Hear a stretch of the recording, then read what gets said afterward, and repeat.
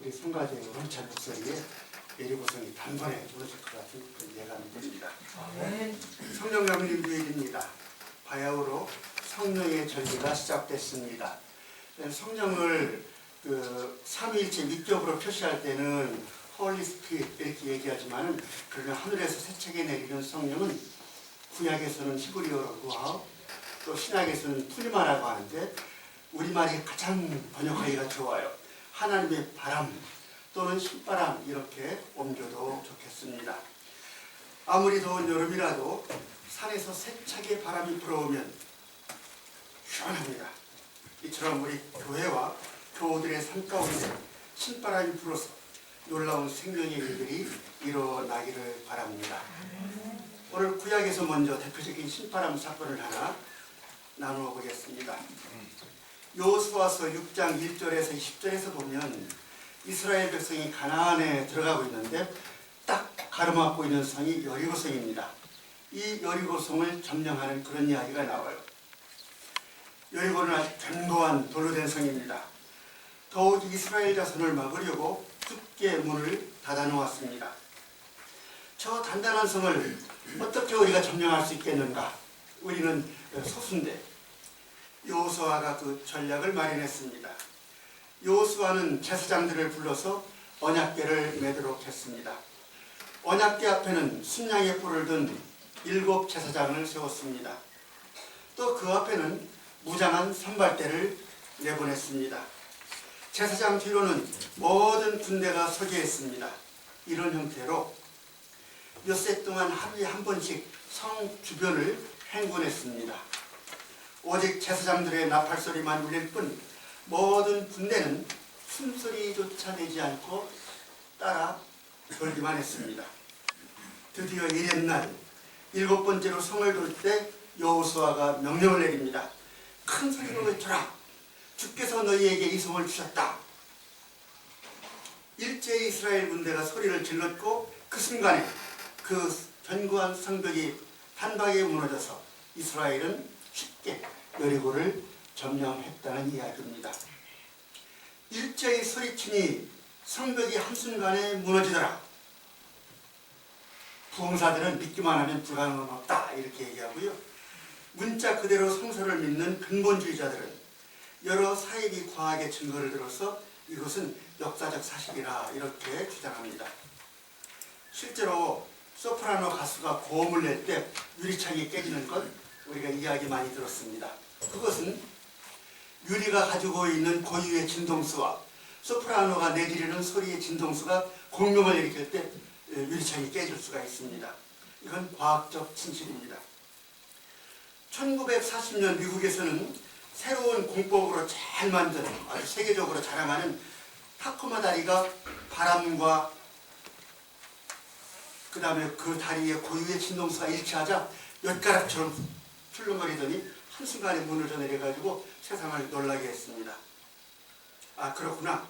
나팔을 불며 내지르는 군대의 함성소리와 성벽이 가진 진동수가 공명해서 성벽이 무너졌구나. 그러나 아니죠.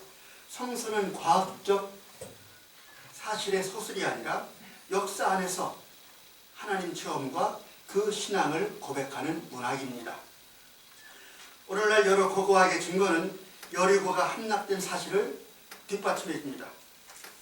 그렇다고 정말로 군대가 소리를 질렀다고 무너졌다고 볼 수는 없는 것이죠. 이 이야기는 신바람의 놀라운 현실을 증언하고 있는 거예요. 저 견고한 성벽이 어떻게 단번에 무너졌는가? 하나님의 언약궤를 앞세우고 곧 하나님을 굳게 의지하고 힘을 내면서 모두가 한 마음이 되는 그 순간의 함성은 신바람을 일으킨다. 그때는 사태가 한꺼번에 풀린다. 바로 이 이야기를 전하는 상징적이고 문학적인 표현인 것이죠. 이 여리고 성벽이 무너지는 신바람 사건에서 우리가 깊이 들여다볼 것이 있습니다. 그것은 신바람도 준비가 필요하다 하는 것이에요. 신바람도 처음부터 생기는 것은 아니다. 이것을 알아야 합니다. 이튿날 제사장들의 나팔소리와 군대의 우렁찬 함성과 함께 신바람이 불면서 성이 단박에 점령되었지만 그 전에 긴 준비 시간과 과정이 있었다는 것을 성경은 보도합니다. 6일 동안 6차례나 침묵하며 모두가 성벽을 던 것입니다. 6번이나 전 군대가 묵묵히 성둘레를 하루에 한 번씩 돌았다는 것, 이것이 무슨 뜻이겠어요? 기다림이라고 할 수가 있겠습니다. 여리고 성벽이 문제가 아닙니다. 여리고 성벽이 중요한 것이 아닙니다. 이곳을 점령하려고 하는 사람들 자신들이 문제이고 자신들이 중요하고 자신들이 문제의 열쇠를 가지고 있어요. 과연 여리고를 함락시키려는 우리가 하나로 힘을 모을 수 있는지, 충분히 연구해서 좋은 전략을 짰는지, 결전에 대비해서 죽을 각오는 단단히 다졌는지 하는 준비가 기다림의 시간입니다. 성서에서 제7일은 하나님의 창조의 완성 시간입니다. 그러나 제7일 창조의 완성 이전에 6일간의 창조의 과정이 있었다는 것 기억해야 합니다. 이처럼 제7일째에 성벽을 무너뜨리는 신바람의 역사를 일으키기 위해서 6일의 기다림의 시간, 6일의 준비의 시간, 6일의 훈련과 연습의 시간이 있었다는 것, 바로 이것을 뜻하는 거예요. 이 6일 동안 숨소리를 죽이며 목표물인 성을 털고 돈 다음에야 제7일에 통쾌한 승리가 있었습니다. 이처럼 구약의 오늘 이 이야기는 신바람은 처음부터 있는 것은 아니다 하는 것도 깨닫게 하는 것이죠. 오늘 처음 교회의 성령 강림 사건, 여리고성 점령 사건과 그 과정이 비슷합니다. 사도행전 2장 1절부터 성령 강림 사건이 묘사되어 있습니다. 오순절이 돼서 예수를 따르던 남녀 제자들이 한자리에 모였습니다. 그때 하늘에서 세찬 바람이 부는 것 같은 소리가 나더니 온 집안을 가득 채웠습니다. 그 세찬 바람이 치솟는 불길처럼 여러 갈래로 갈라지면서 각 사람 위에 내려앉았습니다. 성령 강림입니다. 그러자 사람들은 열에 들떠 방언을 시작했고 베드로는 담대하고 유창한 설교를 하게 되었습니다. 갑자기 세찬 바람이 불어서 성령이 임재했다 이렇게 되어 있습니다. 성령이 한순간에 단박에 내려서 사람들을 사로잡은 것처럼 그렇게 묘사되어 있습니다. 그러나 누가복음서와 사도행전을 주의 깊게 읽어보면 이 성령 사건은 갑자기 한순간에 벼락처럼 그렇게 일어난 사건은 아닙니다. 무리들은 수동적으로 있는데 외부에서 침략하듯이 한순간에 들이닥친 그런 사건은 아니다. 성령은 상당히 뜸을 들인 다음에 임했다고 하는 것을 알게 됩니다. 때문에 오늘 저의 설교 제목이 한 박자 더 지우시는 성령입니다. 누가복음서는 마가복음서와는 달리 예수님의 부활 현현이 예루살렘에서 일어났다고 그렇게 보도하고 있습니다. 마가에서는 부활하신 예수님이 갈릴리에 나타나시는데 누가에서는 예루살렘이다. 안병 박사님에 따르면 마가는 부활하신 예수께서는 여전히 가난하고 고통받는 삶의 현장인 갈릴리에서 그 사역을 하기 위해 갈릴리로 오셨다 이렇게 설명합니다. 그러나 누가는 정반대로 예루살렘에서 예수께서 부활하시고 나타나셨다고 그렇게 전하고 있습니다. 여러분, 이 예루살렘은 마가의 눈에는 갈릴리를 수탈하고 끝내는 예수님을 십자가에 처형한 악의 소굴입니다. 누가도 그것을 잘 알고 있어요. 누가의 텍스트가 바로 마가복음입니다. 그런데도 누가에 따르면 이 예루살렘으로 부활하신 주님이 나타나시고 제자들에게도 예루살렘에 머물라 이렇게 명령하시는 것으로 되어 있습니다. 이것은 마가와는 달리 선교적인 부활 이해 때문입니다. 비록 예루살렘은 예언자들을 박해하고 예수를 못 박아 죽였지만은 본디 거룩한 투성이고 구원의 중심지였습니다. 이 예루살렘에서부터 땅끝 전 세계로 복음이 증거되어야 하기 때문에 예루살렘을 부활하신 예수님의 초년 장소로 선택한 것입니다. 누가복음서 24장 46절부터 49절에는 예루살렘에 나타나신 부활하신 주님이 제자들에게 이렇게 분부하고 계십니다. 성서의 기록을 보면 그리스도는 고난을 받고 죽었다가 사흘 만에 다시 살아난다고 하였다.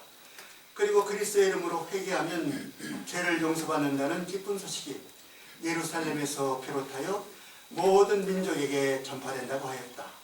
너희는 이 모든 일의 증인이다. 나는 내 아버지께서 약속하신 것을 너희에게 보내주겠다. 그러니 너희는 위에서 오는 능력을 받을 때까지 예루살렘에 머물러 있어라. 예루살렘에 머물러 있어라. 이 주님의 명령으로 누가복음서 25장 42절을 보면 제자들은 베다니에서 예수께서 승천하시는 것을 보고 예루살렘으로 돌아가서 거기서 늘 성전의 하나님을 찬양하며 지내게 되었다고 적고 있습니다. 부활하신 예수님은 제자들에게 성령을 보내주시겠다고 약속하시며 능력을 받을 때까지 예루살렘에 머물러 있으라고 하셨고, 이 말씀에 따라 제자들은 예루살렘에 머물렀습니다. 돌아갔습니다. 오늘 함께 봉독한 사도행전 본문에는 예수님의 승천과 제자들의 예루살렘 삶이 다시 길게 소개되고 있습니다. 잘 아시는 대로 누가는 두 권의 자매책을 썼습니다. 한 권은 누가복음서이고 또 한 권은 사도행전입니다. 누가복음서는 말 그대로 우리 주님 예수님의 행적을 담은 복음서예요. 사도행전은 사도들의 행적과 교회의 선조를 담은 역사책입니다. 누가는 사도행전을 쓰면서 그 맨 앞에 누가복음서의 핵심을 간단하게 상기시키는 한편 누가복음서의 끝부분에 이어서 계속 자기의 역사 이야기를 이어가고 있습니다. 이것은 TV의 연속극과 같은 그런 문학적인 장치예요. 여러분 그 연속극 좋아하시죠? 저는 이제 연속극 끊었어요. 연속극 한번 보니까 이걸 헤어날 수가 없고 그날도 또 와야 돼서 시간을 많이 뺏겨서 이제 끊어버렸습니다. 연속극을 보면 지난회 중요한 게 반영을 해줍니다. 한번 살짝. 그 다음에 끄트머리 장면을 한번 탁 길게 보여줘요. 왜 그렇습니까? 어제 늦게 들어가 연속극 못 봐서 무슨 내용인지 모르잖아요. 그 끄트머리 보면 아 그런 내용이구나 생각하죠. 그 다음에 특별히 끄트머리 장면을 길게 보여주면 아 이번에는 이런 이야기가 전개될 것이라고 하는 예측을 할 수가 있습니다.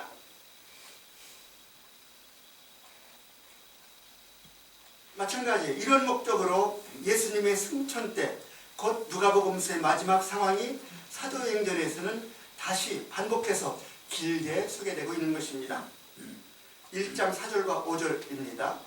예수께서는 사도들과 함께 계신 자리에서 이렇게 말씀하셨다. 너희는 예루살렘을 떠나지 말고 내가 전에 일러준 아버지의 약속을 기다려라. 요한은 물로 세례를 베풀었지만 오래지 않아 너희는 성령으로 세례를 받게 될 것이다. 누가의 끝부분을 이어가고 있습니다. 이제 약속된 성령을 받기 위해서 제자들은 예루살렘에 있어야 합니다. 기다려야 합니다. 여기 오래지 않아서 이렇게 돼 있어요. 다른 번역은 여러 날이 되지 않아서 이렇게 돼 있습니다. 당장이라도 성령은 오는가? 도대체 오래지 않아서 또는 여러 날이 되지 않아서가 도대체 얼마 동안일까? 2, 3일 내로 금방 올 건가? 한 두어 달 늦게 올 것인가? 한시가 급한데 단박에 성령이 오는 게 좀 낫지 않겠나? 이런 여러 가지 생각을 하는 것이죠. 제자들이 초업증에 걸렸어요. 여러 날 후에 온다. 오래 되지 않아서 온다. 그런데 도대체 언제 올지 빨리 왔으면 좋겠는데 초업증에 걸렸습니다. 성령이 속히 와서 뭔가 빨리 세계를 바꿔야 하는데 궁금합니다. 그래서 6절에서 참지 못하고 제자들이 예수께 여쭈어봐요.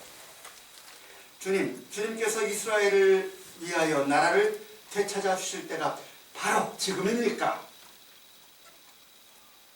이 간단하지만 이 질문은 굉장히 미묘하고 복잡하고 어렵습니다. 분명히 바로 앞구절에서 예수님은 성령을 언급했습니다. 성령을 약속했습니다. 그런데 제자들은 성령의 얘기는 하지 않고 이스라엘의 구원을 얘기하고 있어요. 이스라엘의 해방을 얘기하고 있어요. 예수님하고 쌍곡선입니다. 예수님은 성령을 얘기하는데 제자들은 조급해가지고 언제 우리 이스라엘을 구원할 겁니까? 지금이 그때입니까? 그러자 7절에서 예수님이 제자들에게 이런 대답을 주십니다.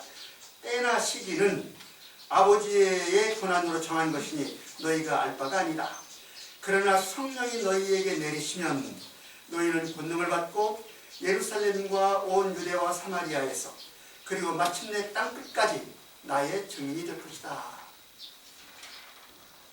제자들은 절에의 회복을 이루어줄 때가, 이스라엘을 해방할 때가 바로 지금인지를 여쭈어 봤는데 예수님은 이스라엘의 독립, 이스라엘의 구원, 이스라엘의 해방 이야기가 아니고 때와 시기는 아버지만이 아시지 너희는 모른다고 하시며 때에 대해서만 이야기합니다. 이스라엘은 빼고 때만 얘기하고 있습니다. 그 까닭이 뭘까? 지금 누가는 자기의 책인 누가복음서와 사도행전을 데오빌로에게 헌정하고 있습니다. 누가의 첫마리에 데오빌로 각하님 이렇게 하면서 책을 헌정하고 있어요. 데오빌로가 누구인지는 알 수 없습니다. 역사적으로.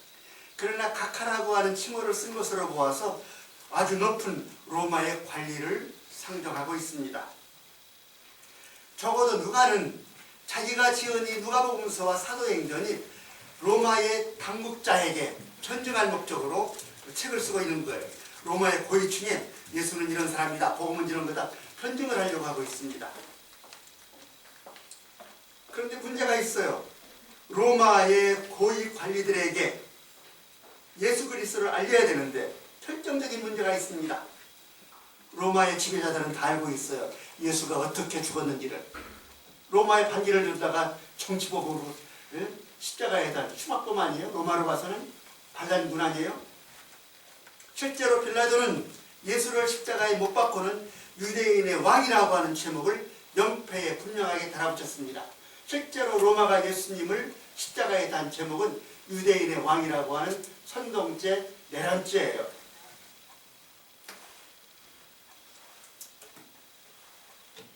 바로 이런 이유 때문에 정치적인 이야기나 유대민족의 해방 이야기 등이 논의에 초점이 되면 여러 가지로 복잡해지고 어려워져요. 그리스도의 복음을 로마에 전하고 전 세계에 퍼뜨릴 수가 없게 됩니다. 그래서 누가는 전략상 이스라엘 회복의 때를 묻는 제자들에게 예수님은 이스라엘의 나라는 빼고 때만 대답하심으로써 민감한 정치적인 문제를 교묘히 빠져나가고 있습니다. 지금은 예수가 왜 누구에게 죽었느냐 이게 중요한 게 아니에요. 지금은 무슨 때냐가 중요한 것입니다. 그리고 지금은 물 건너간 독립을 이야기할 때가 아니에요. 새 역사를 만들어갈 성령이 오는 것, 그것이 진짜로 중요한 때라고 하는 것, 이것이 누가의 역사관입니다. 누가는 자기의 두 눈으로 똑똑히 보았습니다. 분명히 보았습니다. 주 70년 로마의 침공으로 예루살렘이 함락됐습니다. 성전은 돌 하나도 남지 않고 다 무너져 내렸습니다. 마사다 요새에서 마지막으로 항쟁하던 무리들이 다 자결했습니다. 살아남은 주민들은 모조리 전 세계로 뿔뿔이 흩어지는 그 처참한 광경을 누가는 두 눈으로 똑똑히 목격한 거예요. 그리고 예민한 역사가인 누가는 알고 있습니다. 분명히 알고 있습니다. 이 끔찍한 파멸은 강력한 군사제국 로마에게 무모하게 무력으로 정치적 독립을 쟁취하기 위해 첼로 땅, 곧 열혈당들이 항쟁했기 때문입니다. 때문에 이제는 정치인이 해방이냐 하는 것, 그런 것이 아닙니다. 이 맹목적인 해방이 파멸을 가져왔지 않습니까? 새 창조를 위한 신바람, 곧 성령의 임재와 능력이 필요한 것입니다. 성령을 받고 새로운 역사를 만들어가는 것, 바로 이 시기라는 거예요. 바로 이 성령이 임하는 때가 언제냐? 이 성령이 임하는 때가 언제냐? 한날 다락방에 모여서 기도하다가 갑자기 내린 성령. 그러나 여러분, 결코 갑자기 임한 것 아닙니다. 사도행전 1장을 읽어보면 성령이 오시기 전에 꽤 긴 시간이 흐르다고 하는 거 알 수가 있습니다. 예수님을 따르던 제자들과 여인들과 식구들이 늘 모여서 떡을 떼며 기도 생활을 했다 이렇게 적고 있어요. 또 가룟 유다의 최후도 들려주고 있습니다. 유다는 그 불의한 배신으로 거꾸로 넘어져서 배가 터져 죽었다 이렇게 되어 있는데요. 뭐 예수님이 돌아가시고 당장에 그렇게 죽었겠어요? 한참 있다가 죽었겠죠? 제자들은 그것도 봤어요. 이어지는 이야기는 죽은 유다 대신 마띠아를 제비 뽑아 사도로 세우는 장면입니다. 이처럼 성령은 즉시 임한 것이 아닙니다. 늘 모여 기도하는 생활이 있었고 유다의 최후도 목격했고 새로 사도를 보충하고 하는 상당한 시간이 지난 뒤에야 그 어느 날 기도하는 중에 성령이 강림한 거예요. 또 하나 중요한 사항이 있습니다. 우리는 성령 강림이 임하고 교회가 생겼다 생각하는데 그렇지 않아요. 교회가 먼저 섰고 그 다음에 성령 강림이 임했습니다. 우리도 마찬가지 아니에요? 하나님께서 흙으로 사람을 만들어서 우리를 지으셨어요. 사람이 먼저 있었어요. 그러나 주님의 입김이, 주님의 성령이 우리 안에 들어왔을 때 우리는 살아있는 존재가 되었어요. 교회가 먼저 있었습니다. 그러나 그때까지 교회는 별로 그렇게 생동한 공동체가 아니었습니다. 그러나 성령이 임하자 교회는 능력의 공동체로 바뀌는 것이죠. 예수를 따르던 무리들이 늘 모여서 기도 생활을 했고 사도도 새로 영입해서 문제가 생긴 조직 체제도 정비했습니다. 요셉과 마띠아 둘을 넣고 새로이 사도를 뽑을 때 베드로가 이렇게 기도했잖아요. 모든 사람의 마음을 다 아시는 주님, 주께서 이 두 사람 가운데 누구를 뽑아서 이 섬기는 일과 사도의 직무를 맡기시겠는지 우리에게 보여주십시오. 유다는 이 직무를 버리고 제각할 곳으로 갔습니다. 이 기도를 보면 이 기도는 이미 신도들의 공동체 안에 기본적인 조직과 직무가 있었다는 것을 반증하고 있습니다. 이렇게 모여 기도하고 교회를 이루고 체제를 정비하는 시간이 지난 다음 드디어 제2장에서야 오순절이 되자 갑자기 세찬 바람으로써 성령이 임하고 있습니다. 이 성령의 임재를 통해서 교회는 성령의 능력 안에 있는 공동체가 되고 복음은 폭발처럼 세계 곳곳을 향하여 전파되기 시작한 거예요. 이게 누가의 역사 기록입니다. 오늘 여리고의 신바람 사건과 오순절의 다락방의 신바람 강림 사건에서 보는 대로 성령의 임재는 부흥사들 주장처럼 성령을 받아라 하는 그 즉시 당장에 받는 그런 것만은 아닙니다. 그런 걸 제가 부정하는 게 아니라 그런 것만은 아니다. 이스라엘 백성은 제7일에 신바람이 일기 전에 6일 동안 여리고 성벽을 침묵 가운데 들고드는 준비의 시간을 가졌습니다. 오순절 다락방에서 세찬 바람과 거센 불길로 오시는 성령을 받기 전에 신도들은 예루살렘에 머물며 기도하고 공동체 조직을 정비하는 준비의 시간을 보냈습니다. 역시 사람이 할 바를 다하고 하늘 뜻을 기다려라 하는 말과도 통하는 것이죠. 성령은 인간의 모든 것을 다 두드려 보시고 침략자처럼 정복자처럼 그렇게 강림하는 영이 아닙니다. 기다리며 준비하며 새로운 것을 가꾸는 중에 오셔서 능력을 더하고 신경을 지켜서 그것을 완성하고 열매 맺도록 도와주십니다. 우리 인생의 일도 그렇고 교회의 일도 다 그러합니다. 나는 아무것도 어찌할 바를 모르니까 성령이 오셔서 그저 놀라운 방법으로 단박에 문제를 해결해 주십시오. 그러나 아니라는 거예요. 불확실한 이 현실에서 믿음을 키우고 기도하며 새 인생과 새 교회를 만들어가면 성령은 오십니다. 그리하여 신바람을 통해 생명이 넘치게 하시고 우리가 할 수 없는 막힌 부분들을 시원스레 뚫어주십니다. 이것이 성령이 임재하시는 방법이에요. 그러므로 기다림과 준비는 성령이 임하시는 중요한 조건이다 이렇게 말씀드릴 수가 있는 거죠. 다음으로 오늘 말씀들을 통해서 성령은 한 박자 더디 오시는 영이라고 하는 말씀을 나눕니다.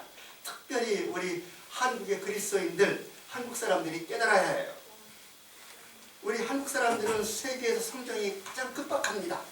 빨리 지금도 저도 뭐 조금 늦게 나오면 아까 주무는데 빨리빨리 이런 얘기 하잖아요. 또 우리 남자들 입에서는 이번 사건만 금방 터지면 이게 우리 입에 달고 살아요. 이것만 그냥 한 건 하면 이게 우리 기질이에요. 이 때문에 한때 외국에서 한국 사람을 뭐 코리안 타임, 뭐 어글리 코리아 비웃기도 했잖아요. 왜 그럴까? 사실 우리 교회는 신바람이 가장 많은 그런 교회입니다. 인류학적으로 우리 교회의 뿌리가 샤머니즘이 가장 강력하다는 저 시베리아 바이카로 주변에서 유래했기 때문입니다. 인종학적으로, 천성적으로 묵기가 강해가지고요 급박합니다. 막 춤을 춰서 발딱발딱 뛰고 무당이 굿할 때 나무나 칼을 들고 발딱발딱 뛰잖아요. 이거는 땅과 하늘을 잇는 동작이기도 하지만 뜨거우니까 발딱발딱 뛰는 거예요. 이런 이유로 이 땅의 종교는 유교가 됐든 불교가 됐든 그리스도교는 명상과 고요한 훈련을 통해서 이 급박한 우리 교회의 성정을 조절해야 합니다. 불교는 명상을 통해서 500년 그 역할을 했어요. 유교는 예를 통해서 어느 정도 그 일을 했어요. 그런데 그리스도교는 이 일을 하지 못했습니다. 1907년 대부흥운동을 계기로 한국교회는 성령을 사도행전 2장의 갑작스럽고 뜨거운 역사로만 배우게 되고 만 것입니다. 이 때문에 그만 우리 그리스도교 신앙이 원래도 급박하고 뜨거운 우리 교회 성경에 기름을 붓는 그런 꼴이 되고 말았습니다. 이게 저는 그렇게 생각합니다. 도무지 성령 강림 이전에 기다림과 준비 그리고 훈련이 있었다는 것을 알지 못합니다. 이제야말로 한국의 그리스도교가, 한국의 교회가 한 박자 더 뒤오시는 성령의 깊은 은총과 현실을 배우고 훈련해야 할 때입니다. 그래야 이 땅에서 우리 그리스도교의 드높은 영성도 살아나고 우리 교회의 이 급박한 심성과 문화와 삶도 구원받을 수가 있다고 생각합니다. 진정으로 성령을 받기 원한다면 한 박자 물러서서 시간 가져야 합니다. 기도하며 준비하며 연습하며 훈련하며 공부하며 정비하는 시간입니다. 그러던 어느 날 그야말로 도적처럼 성령이 임재하시는데 이것이 진정한 성령의 임재다 하는 것이죠. 마지막으로 주께서 약속하신 성령의 임재 약속은 이루어진다. 꼭 이루어진다. 그리고 성령의 임재 모습과 방식도 다양합니다. 어느 분은 불처럼 성령을 체험합니다.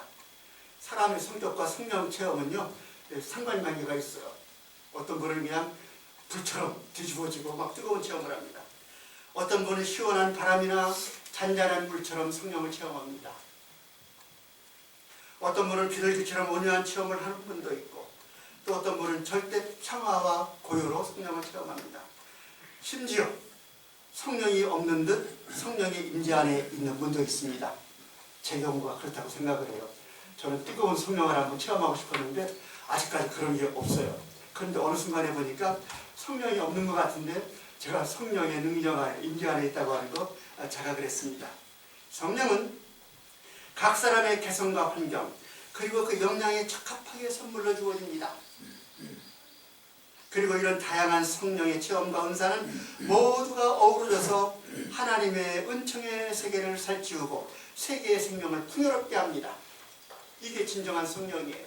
또 성령을 식별하는 방법입니다. 중요한 것은 주께서 승천하시며 공동체에게 성령을 보내주시마 약속하셨는데 어떤 형태로든지 이 약속대로 성령은 우리에게 임하신다. 그래서 성령의 능력 안에 있는 교회가 되고 성령의 능력 안에 있는 인생이 된다.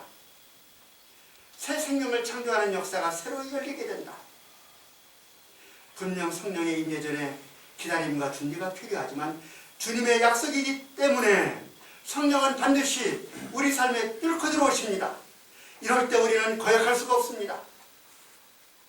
교리적인 표현대로 이것이야말로 불가항력적인 하나님의 은혜입니다.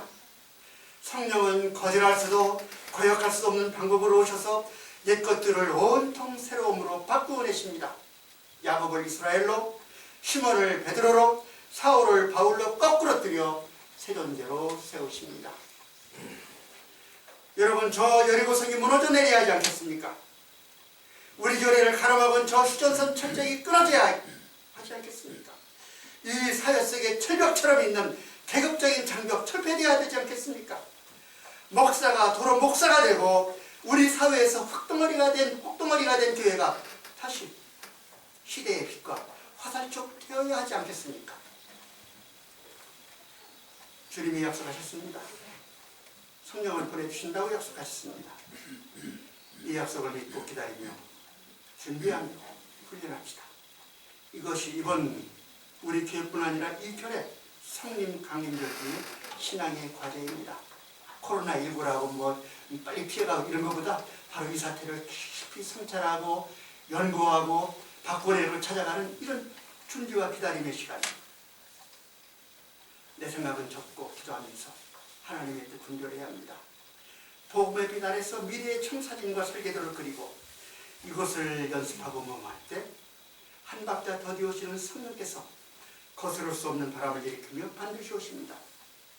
함께 바로 이 신바람을 탑시다. 우리 인생과 교회와 교회 앞에 저 견고한 여리고 성벽 그날 단박에 허물어질 테니까 우리 한 마음으로 젖과 꿀이 흐르는 새 도성을 만들어 갑시다.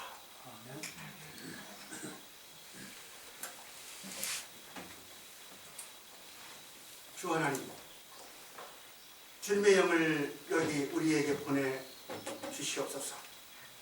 주님의 영으로 우리를 새롭게 하옵소서. 치유되게 하옵소서. 살아나게 하옵소서. 세우게 하옵소서. 모으게 하옵소서. 빛과 소금 누룩되게 하옵소서. 성령 안에서 예수 그리스도의 이름으로 기도드리옵니다. 아멘.